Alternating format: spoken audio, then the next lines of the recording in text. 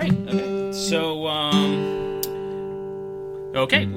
welcome back to the Inebri-art podcast. We are finally back at the craft beer cellar. It has been refurbished and after their flood issues. So we are in their basement where we love to record. And with me tonight is Mark Small, blues guitar player extraordinaire. Thank you. And so welcome, Mark. Thank you for having me. No problem. Appreciate it. So you have won several awards. You won a acoustic blues album of the year. Yep. That was Blues Blast magazine. Yep. And they have subscriptions, believe it or not, in the USA and 90-plus countries. Wow. So, do you know of, your albums getting out to those other countries? Or? Yeah, worldwide. Oh, that's fantastic. The last, I just had a new one come out, but the two before that got, I would get emails from people in Sri Lanka. Oh, that's so cool. That's wild. Really exciting. Yeah. So, you're the first interview that I feel like I've really done some investigation into. Good. So tell me at what point in your childhood you chose guitar playing over squirrel hunting. Squirrel hunting. on Pickford Street, I believe. Nope, that's not me. No, Pinette Street? Pinette Street, sorry. Oh, yeah, you did some research, man. Yeah. You did some research. Well, actually, if going back that far, I moved here when I was a teenager. Alaska, right? From Alaska, yeah. Hey, you're good.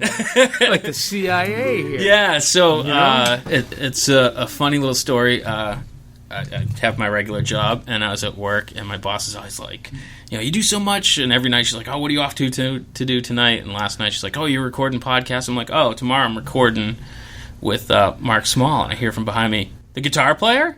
And I'm like, yeah. And he's like, I grew up with him. Who was it? John Brenier. Oh, yeah, absolutely. So he's like, ask him about hunting squirrels and ask him this. That's way back. Yeah. And it's you got to make the distinction, Mark T. Small. Mark T. Small, for the website and all of that. Oh, right, yes. Yeah, I moved here from Alaska when I was about 13 years old, I guess. And I started playing... actually, believe it or not, when I was 12 or 13 years old, I was listening to guys like Junior Wells and Charlie Musselwhite, blues harmonica players, and was playing a little bit of harmonica. And I just really loved that music. But at the same time, I loved bluegrass. Yeah. So my style is kind of an amalgamation of that kind of music, I love the hot, fancy guitar playing and old-time music and bluegrass music, the fiddle tunes on guitar like Doc Watson and Norman Blake.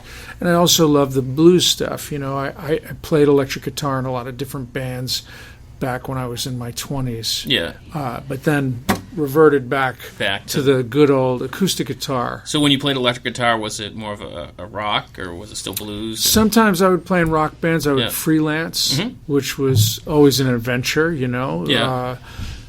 Somebody would be, guitar player would be sick, and I'd get a call, can you fill in? And just, where do you want me to stand? Right, yeah, sure, yeah. And it was great. I had a blues band or different versions of a particular blues band for years, but my real love is acoustic music. I mean, it's I feel so strongly about it. It's crazy. What was your influence to go to that? What was the musician that really struck home that made you... Acoustically? Yeah, acoustically. I think the guy that stuck with me the longest is a fellow by the name of Norman Blake. Norman Blake? He's he and Doc Watson are the two guys that took fiddle tunes and put them on the guitar. For instance, you can picture how a fiddler would play a particular tune, right? And you can translate that to the guitar, like... And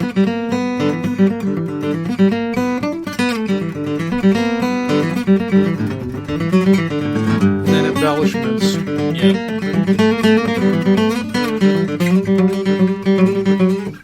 That kind of stuff. And what's great about it is there's very few dilettantes playing that kind of music. Unless you can play that music, there's no faking it. Where electric guitar, you can take somebody who didn't really know how to play and stick them in. You can run it through a lot of equipment. But acoustic, with an acoustic guitar, these bluegrass guys, guys like, not only, Norman Blake and Doc Watson, who has passed, but even the, local guys that play that kind of music, you really have to study the music to play it, which is a wonderful thing.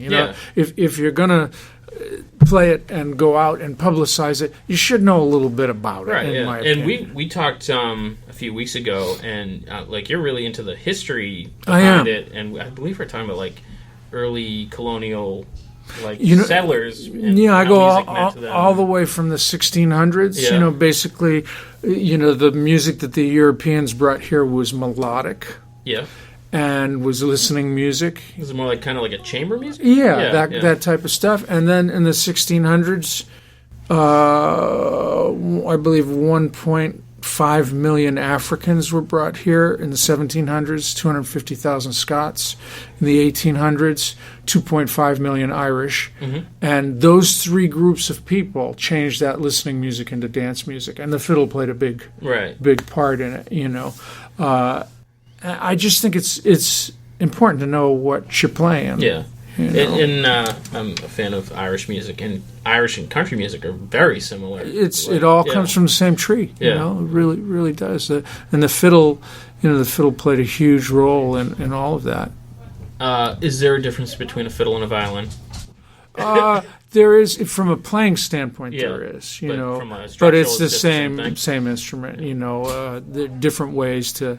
A good fiddler is someone who maybe played Sally Gooden and other stuff, but could lay some classical on you, whereas someone classical violinist would shudder at being called a fiddler. So you've played with a ton of people. I've been fortunate. So did you go on tour with them, or was it just when they came locally? Or I've been fortunate that I've done a lot of openers for a lot of my heroes and big name guys. Johnny Winter was always one of my favorites. He has since died, but opened for him 3 times. Oh, nice. John Mayall, James Cotton, Robert Cray. I had a gig one time opening for Mick Taylor of the Rolling Stones, and he almost dropped dead before the show, and they canceled the show. Geez. So he had double pneumonia. Oh, but wow. Almost with him. Have you ever, because I hear some people say, never meet your heroes. Yeah. But, have you ever had a bad experience, or have they all been really good people? Or? Well, some of them are a little big for their britches. Mm-hmm. Very few, I won't tell you the guy's name, but I had one. I was playing up in New Hampshire. It's about a 350-seat theater, and he's a pretty big name. Yeah. But you don't have to tell us his name, but what date was it? Well, he was a little bit full of himself. Didn't want me in the theater during his sound check. It was a closed sound check. Wow. Yeah. And I came close to saying, "Hey, buddy, I'm very close to being able to do this by myself in this size room, So get off your high horse." But that's kind of rare. The guys that I've met have been, some of them have been just tremendous and encouraging and really just a pleasure. Johnny Winter, who was just about blind before he died and very frail and albino and, worried about getting sick. His manager said, you want to come on the bus and talk to Johnny? And I was like, I don't want to bother. Yeah. No, come on out, Oh, that's cool. And he had been my hero on the electric guitar for years. So how long ago was that? That was about 10, 15 years ago, I guess. Oh, so it was fairly recent. Yeah. I think the last time I opened for him was maybe 6 years ago. Yeah. Just before he died. He died in Switzerland a couple years ago. Was he on tour? Yeah. Yeah. That's right. But there, it's. I think people are generally good, and musicians that have gone through the school of hard knocks and realize, that have taken the time to learn to play an instrument. When they see another guy that knows how to play a little bit, and even though he's not famous, it's like, hey, part of the same club. Yeah. So that's funny. It's been a good experience. I often ask our guests what kind of advice they'd give to kids and people coming up, And me and my boss were talking the other day because she's very business orientated and into sports and stuff. Yeah. And she's like, what do I do if my kid's into something creative? She's like, do I encourage it? And we were talking about kind of like those hard knocks, and I'm like, it's almost like if your kid has a backup plan, then that's a bad thing. Like, you almost have to have this kind of big-headed, I'll suffer through the tough times to... I was fortunate that, my family, my parents were like, you got to have a backup plan. So I have a master's degree in business. Oh, really? And I was a very successful businessman, and I retired, and now I do this full time. Oh, okay. And it's wonderful because if I don't want to do something, or if somebody doesn't treat me right, I say, see you later, Charlie. Oh, that's convenient. Yeah. So it makes for a wonderful life. Yeah. I mean, from a business standpoint, it was very stressful being a business guy. Right, I worked for big medical companies for about 15 years. It was just very stressful. I was on a plane most of the time, in a hotel all the time, But it really, there's a wonderful payoff to be able to really work at your craft and not have the stress of all this other stuff. So what would be like the one bit of advice you'd give to someone kind of starting off? I think no matter what you do, you need to get a good education. Yeah. And, while I'm kind of an amateur historian, I think that stuff's great, but you need to get an education in something that has utility. You need to know something about money and banking. You need to be educated so you can make your way through the world. And if you want to be an artist, that's great. Yeah. But there's a lot of credence in being a smart, educated artist. Oh, absolutely. And I know plenty of artists that are phenomenal at what they do, but not so great business-wise. And I understand that left brain, right brain, some people it's very difficult to math or whatever, pick the subject, Right. But, if you apply yourself, you can get through it. So I think, to be in your 20s and say, yeah, I'm okay sleeping in my car for the rest of my life and I might not make it, is pretty bold. Yeah. Not a bad idea to...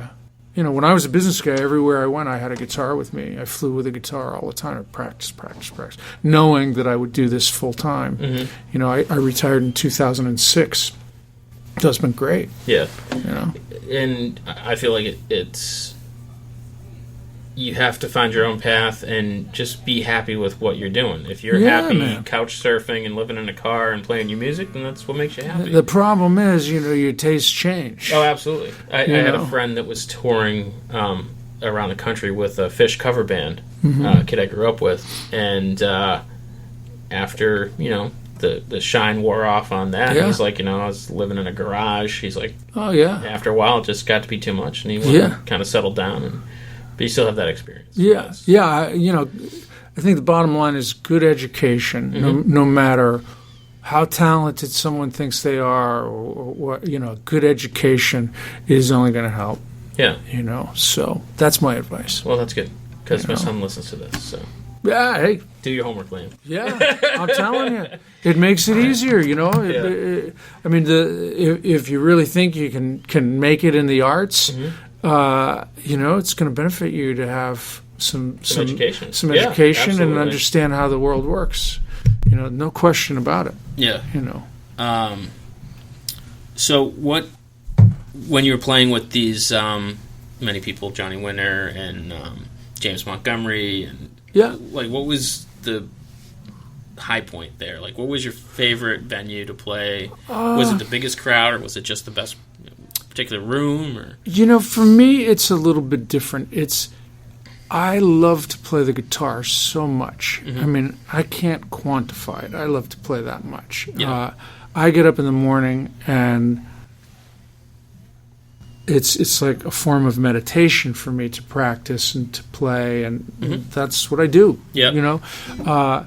So when I do a big show, like I'm playing at the Narrow Center for the Arts of the Blues Festival Saturday night, it'll be, big room and, all fancy Dan, all of that, as much I love the Narrows. If you haven't been to the Narrows, you need to go. And where there. is this? In Fall River. Okay. It's in the third floor of a mill, big 350-seat venue. Wow. State-of-the-art PA system, the whole bit. But, fancy, prestigious gig. Yeah. Leon Russell has played there. I opened for Johnny Winter there. Big names. Big names, It's a privilege to play there, and it's especially a privilege to open for some of these big names there. But what lights my fire is playing the guitar, whether it's 5 people or 500 people or 5,000 people. Like I'm playing across the street at New World Tavern tonight. I will enjoy that just as much. As a matter of fact, it's a little different because tonight I'll play for 3 hours, so it's like going to the gym, Right, yeah. Get my chops all going. When I do the Narrows on Saturday, I'll play. I think I'm scheduled for an hour and 5-minute set. So it's like boom, it's done. It's like a sprint. Yeah. It's just goes by so fast. So I'm grateful for those kinds of things. I played in Europe last year. It was awesome. Oh, nice. But it is playing the guitar that lights me up. So it just doesn't matter. It doesn't matter. Oh, that's cool. So you play every Thursday at the New World Tavern, yes, right?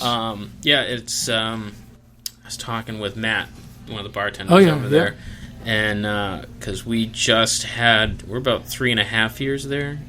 Back in September, we celebrated our 3rd anniversary of our event over there. Cool. We have a live drawing on the first Monday of every month. Nice. And we're talking with Matt, and he's like, the only people who have been here longer than you is yourself. Yeah. And I think Trivia. Yeah. And you can never go wrong with those two. So, I'll tell you that I walked by the place. I live in about an hour from here, but I walked by the place when they had just opened and went in, and Carl was there. And spoke to him, and it's been a great relationship. They're good people. Oh, they're great people. We actually just recorded an episode of this with Carl not too long ago. That's great. So that'll be like a week or two ahead of yours. And he's been great to us, and everyone over there's been great. Those people, I think it's a big reason why they're so successful over there, is they genuinely care about people. They're not just trying to get people in the door and make a bunch of money. And I mean, they got to make a living, but they treat everyone with respect. They care about every single person that walks in that door, whether you work there or you're a customer. They're excellent. First class. So, can you give us a little preview on your guitar? Yeah, what you're going to be doing tonight? I'm a little out of tune because of this weather, and rather than tune up on your podcast here, I'll just play something where I can kind of bend things into tune. I play American roots music, everything from like the fiddle tune that I did to Scott Joplin piano rags, finger picking rags, to acoustic blues, like Delta blues from the Mississippi Delta was a precursor to the electric stuff, and it sounded kind of like.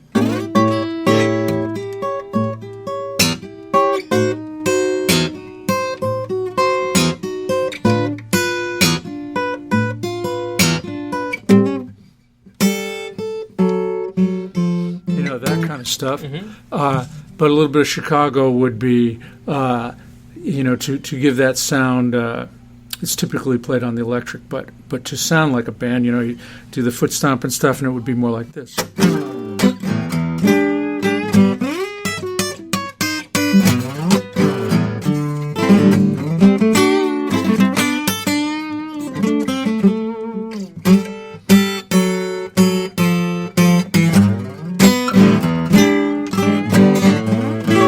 Feel like a broke down engine, baby.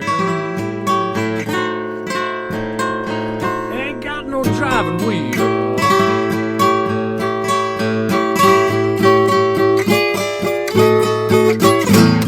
Feel like a broke down engine, baby. Ain't got no driving wheel.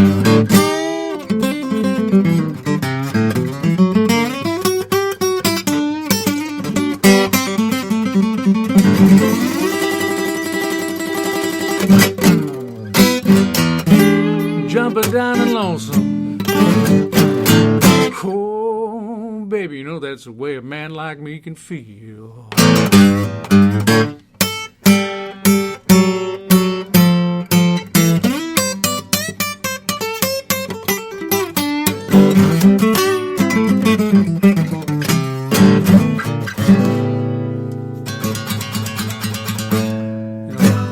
bit of a That's different awesome. style. Excuse me for being a little out of tune. Oh, but no worries. gives you an idea of and boogie woogie stuff, a little bit of everything. Yeah, nice. So you have a couple guitars with you. Are you like a kind of guy who has like 50 guitars, or you have just a couple that you always play? You know, it's something you got to be careful of not to let it get out of hand. Yeah. Because I mean, I think I have 13 right now, but I know guys with like 70. Right. You know, the problem is, especially acoustics, you really have to take care of them. Mm-hmm. You have to keep them between 68 and 72 degrees temperature and between 45 and 55 humidity. There's probably 1 week a year where you don't have to do anything. You know? Yeah, the rest of the time is you got dehumidifiers, you know. And I'm kind of, being an old Yankee, I guess, I only like having stuff that I play. Mm-hmm. You know, so the dozen or so that I have, I play every one of them. Right. You know, whether it's, you know, I have a few of them for gigs. I have my personal guitar for at home. I have my beside the bed guitar, and then I play a little banjo and a little mandolin. And, nice. You know, but you really, there's a danger of getting so many of them that you can't take care of, because they're like living, breathing things. You know, they need medical attention occasionally. Yeah. You know. So, what is like the number one rule that you have to? Is it the temperature or temperature and humidity? Yeah, those are like the two. The story I always tell when people ask me about taking care of their guitars is, I have a door in my house that has inset panels in it. Right, Mm-hmm. It's painted white, and in the summertime you look at this white door. In the wintertime, when the heat goes on, those panels, you can see brown around the edges of the panels where the wood shrinks past the paint, you know, and exposes this wood. Well, that's like, that panel's 1/4 of an inch thick. Right. This guitar, with these strings on it, has got about 150 pounds of pressure pulling on a top that's about 1/8 of an inch thick, you know, and pretty wide. Yeah. So, you know, that kind of tells the story that, man, if you just leave it sitting on the couch in the wintertime, you're gonna have a rocking horse instead of a guitar. Yeah, and the stuff that I play, especially the ragtime and things like that, it's important to me that the guitar is set up perfectly, because I'm using the whole fingerboard. You know, that can change if you don't take care of it. You know, the strings rise up. What happens is the belly of the guitar pulls up and makes the action higher, or of course, deformities. I used to have a guitar when I was a kid, and I think the strings were like 1/2 inch off Yeah, the neck. Yeah, exactly. You know, you can't stick it in an attic. Yeah. You know, and a good guitar is it's kind of like a piece of art. So you want to treat it as such and take good care of it. What's your favorite brand of guitar to play? I only play Martins for Martins? acoustic. Yeah, they are. They start. Actually, it says on the headstock, established 1833, but C.F. Martin made them before 1833 for other companies, and they're works of art. They're absolutely, for me. Yeah, they are the best, and I've owned a bunch of them. Do you still play electric at all, or just? You know, I did a gig at the New Bedford Whaling Museum. That is a beautiful. Oh, it was gorgeous. Place. Yeah. It was gorgeous. I did a party there, a private party, and I played with a bunch of jazz guys. Dino Gravani, I think his name is, Jim Robitaille, Marcus Montero. Just amazing musicians. I mean, very, very educated, experienced, just brilliant guys. You know, I was asked to sit in and play some blues, which I did, but it was really a privilege to play with those guys. Yeah. And so that was electric. Yeah. I was playing Fender Strat through a Mesa Boogie that night. Oh, nice. But it was fun. Yeah. It was fun, but humbling playing with such gifted guys, you know. Yeah. Really beautiful stuff. Now, do you in your own listening pleasure, do you venture out beyond the blues? Like, do you? Oh, absolutely. I mean, again, that whole American roots stuff. I'm a modern guy now, with my playlists and everything, which is great. I mean, I don't think the sound's as good as vinyl and all that stuff, but what makes up for it is the availability of things, the Library amazing, of Congress recordings. And so I may have a week where I only listen to Wes Osman play the banjo. Yeah. Play classic banjo, not classical banjo, classic banjo, which is, old folk type tunes melodically played, like you would fingerpick the guitar. And then the next week I may listen to just Norman Blake for a week. Or it's wonderful to have all of this music at our disposal. One of our first podcast guests was a musician friend of mine, and he takes a lot of like modern songs like Lady Gaga and whatnot and turns them into like world beat music. And we were talking about how like a lot of times he almost gets so involved in listening to music, like he has trouble driving and listening to music. Do you find that as well? Or I just bought myself a nice pair of speakers, and I have gotten back to taking some time periodically and sitting in a chair at the optimum distance, the triangle of, speaker here, me at the point of the triangle, and just sitting and listening. In my day, if you got a new record, you called all your friends and you got together and it was like, oh, let's sit and listen to this record. Yeah. I'm older than you guys. That's what we used to do. Well, records are back. Yeah, but it was you couldn't find stuff in my day. You were lucky if you knew who James Cotton was. Yeah. You were lucky if you could find one of his albums if that's what you wanted. Yeah. So someone, a friend might have gone to Boston and found a particular record that we had all heard of but never heard. When I was in high school, we used to go into Cambridge. Yeah. Mystery Train and places like that to get CDs, but same thing. But it was an event, and we didn't play the thing. We couldn't play them in your car, and we didn't have cell phones, right? Yeah. So you would go to someone's house, and we would sit, and everyone would be quiet and listen to the music. And recently, I've recognized how cool that was to just sit and listen.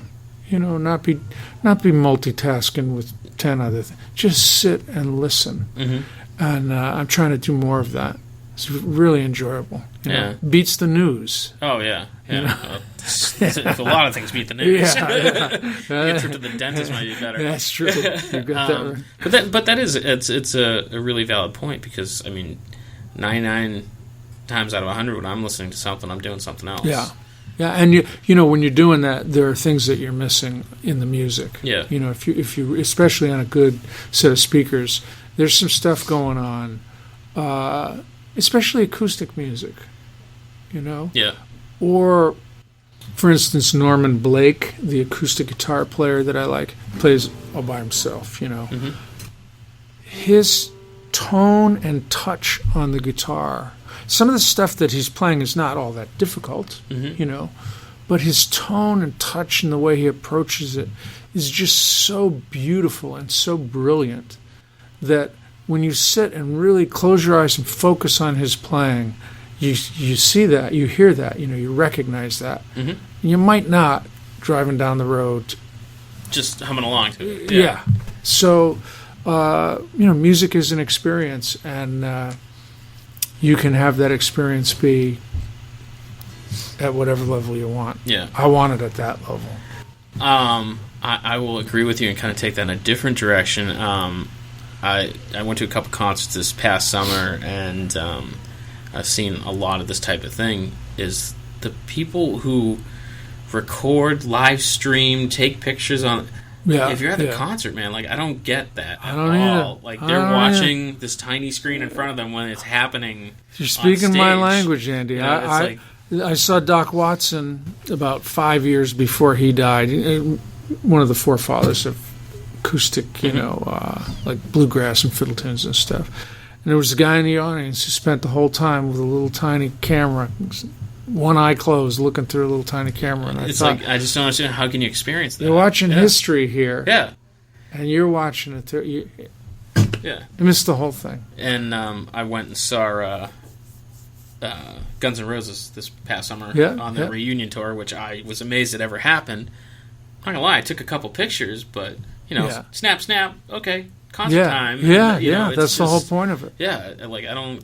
To me, that's just so foreign, and I feel it's good to hear you say that, because I think we that recognize that need to tell other people about it. Because when people go even into a club and there's someone playing, they ought to put their phone down and listen. Yeah. Have you ever heard of this a stand-up comedian named Aziz Ansari? I haven't heard of him. He literally does this thing at the beginning, because he does huge halls, and he will come out and be like, "All right, I'm going to stand here and pretend like I'm telling a joke. Get out your cameras, snap.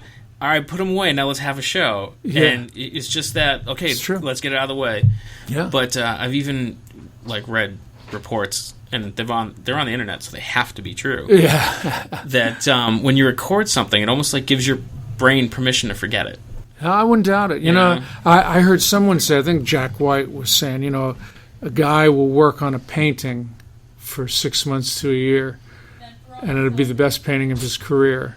And some kid will pull it up on his iPhone and look at it and go, "Oh, look at that," and swipe to the next frame. Yeah. It's like you missed the whole thing. It's like, food's the same way. Do you want to really sit down and think about, a gourmet meal that you're eating, or do you want to just shovel it down, If you shovel it down, you're not going to get the full experience. I have definitely, I haven't lived in Plymouth all that long, and since I've moved to Plymouth, I've very much gotten more into that mindset with food, because in the past you're like, whatever, let's go to the 99, and there's so many great places down here to eat that just blow the doors off. And to really think about it, think about what, one of the things that I just came out with this new instrumental CD, nothing but solo guitar, one guitar, not even my foot stomping in the background, no vocals or anything, and I believe that music should be kind of like with food. Like, you're going to pair this dish with this kind of wine. With food, with music, I think, like this solo CD, when I started it, I thought, I want this CD to be paired with, an early morning sitting with a cup of coffee. That's interesting. Relaxing, on a Sunday morning. My goal was to make a CD that someone would enjoy being in that situation, listening to that CD. Yeah. Just like you pair wine with a particular dish. So, to make sure we do the things we need to do, if someone wanted that CD, where could they go to find such? You can go, if you go to marktsmall.com, I have 5 CDs out. They're all listed there. If you click, you can go to CD Baby, and you can get hard copies through CD Baby. Or all the digital outlets, iTunes, all the streaming, even the ones that rip me off, will, Are you on Spotify? And all I was just going to say, are you on Spotify? I get checks for a